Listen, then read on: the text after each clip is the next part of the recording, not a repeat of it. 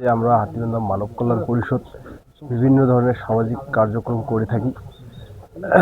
তো আমি এই কলেজপাড়া এলাকার আমার এক ছোট ভাই মাসুম, সে আমাকে অবগত করেন যে তার এলাকায় একজন বয়স্ক মানুষ আছেন, যে দীর্ঘদিন ধরে বিছানায় পড়ে আছে, সে হাঁটতে পারে না, চলতে পারে না। তাকে যদি একটা হুইল চেয়ার দিয়ে সহযোগিতা করা যায় তাহলে লোকটার অনেক উপকার হয়।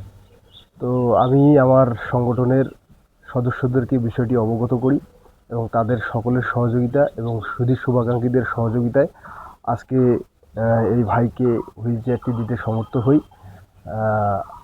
আমি আপনার এই ভিডিওটা যারা দেখছেন তাদের সকলকে বলবো যে হাতীবান্ধা মানব কল্যাণ পরিষদের সকল সদস্য এবং সুধী শুভাকাঙ্ক্ষী এখানে যারা বিভিন্নভাবে সহযোগিতা করেন তাদের জন্য যেন মহান আল্লাহর কাছে প্রার্থনা করেন, আল্লাহ যেন সকলের সদিচ্ছাগুলোকে বাস্তবায়ন করার তৌফিক দেন এবং সকলের এই সামাজিক কার্যক্রমগুলোকে যেন কবুল করে নেন। আমি ঈদের আগে এভাবে মানুষের পাশে দাঁড়াতে পেরে আপনার অনুভূতি কেমন? যে ভালো লাগতেছে, মানুষের মুখে হাসি দেখতে আমার ভালো লাগে। আমার সংগঠনের সদস্যরাও মোটামুটি মানুষের জন্য কাজ করতে তারা সবসময় প্রস্তুত। তারা যে কোনো বিষয়ে আমাকে সর্বাত্মকভাবে সহযোগিতা করেছে। আমি আমার সংগঠনের সকল সদস্যদের কাছে কৃতজ্ঞ, সেই সাথে মহান রাব্বুল আলামিনের কাছে কৃতজ্ঞ এবং তাদের সবসময় মঙ্গল কামনা করি। আপনি বলবেন এই গাড়িটা পাইলে আমি মোটামুটি এখান থেকে গোসল করতে গেলেও আমার অনেকটা সুবিধা হবে। হ্যাঁ, মোটামুটি যারা আমাকে দিছে তাদের কাছে আমি অনেক লাখ লাখ শুক্রিয়া, যারা এই ধরনের কাজগুলো করছে।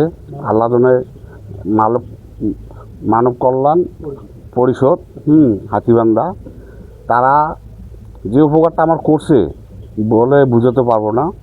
তা আমি দোয়া করি তাদের জন্য, এবং যারা দেখছেন তারা আপনারা তাদের জন্য দোয়া করবেন যে আমার মতো একটু যেমন অসহায় মানুষকে সহযোগিতা করছে তার জন্য আপনারাও দোয়া করবেন। আচ্ছা, এটা আসলে না থাকায় আপনার কী কী অসুবিধা হয়েছিল? এটা না থাকার অসুবিধা হলো, আমি যে আমার রুম থেকে আমি গোসল করতে যাব বা টয়লেট যাব, হ্যাঁ, হঠাৎ টয়লেটে চাপ দিলে আমি যদি সহজে যাইতে পারবো না, হয়তো দেখা গেছে যে আমি কাপড়ে আমার নষ্ট হয়ে যেত। আর গাড়িটা পাই আমার এটা সুবিধা হলো যে আমি স্পট করে একটু টয়লেটে যাইতে পারবো। আর একটু বাড়ির বাইরেও যে একটু চলাফেরা, বাইরের একটা হাওয়া, সেটা আমি এখন সুবিধা ভোগ করতে পারবো। এলাকায় তো অনেক জনপ্রতিনিধি আছে, আসলে তাদের কাছে আপনি বলেছিলেন কিনা আপনার? এদের বিষয়ে আমি চেয়ারম্যানের কাছে বলছিলাম, চেয়ারম্যান আমাকে বলছিল সমাজ কল্যাণে একটা দরখাস্ত দেওয়ার জন্যে। প্রায় 6 মাস আগে আমি দরখাস্তও দিছি, কিন্তু আমি এ পর্যন্ত গাড়িটা পাইনি। আপনি ঈদের আগে এই যে আপনাকে যে একটা উপহার দিল, আপনার অনুভূতি কেমন হচ্ছে ঈদের আগে? ঈদের আগে এটা পাইলাম, আমি বললাম না আমি খুব খুশি। হ্যাঁ, কারণ এই যে এখন আমি চলাফেরা করতে হয়তো বাইরে যে একটু ঘোরাঘুরিও করতে পারবো, 10 জনকার মুখ দেখতে পারবো। এর আগে তো আমি বাইরে বেড়াতে পারি না, কারণ বাইরে কারোর সাথে দেখা সাক্ষাৎ হয় না। হ্যাঁ, হয়তো অনেক দিন পর যখন ভালো ছিলাম হয়তো দেখা সাক্ষাৎ হইতো বাইরের লোকজনের সাথে। এখন হয়তো গাড়িটা পাওয়াতে এখন বাইরে একটু ঘোরাঘুরি করতে পারবো। আপনি নিজেই কেনেন নাই কেন? এই ধরনের সামর্থ্য আমার নাই। যদি আমার কাছে সামর্থ্য থাকতো এটা কেনার মতো, আমি কিনতাম।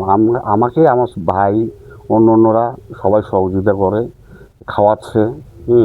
কারণ আমি প্রায় 2011 সাল থেকেই পড়ে আছি।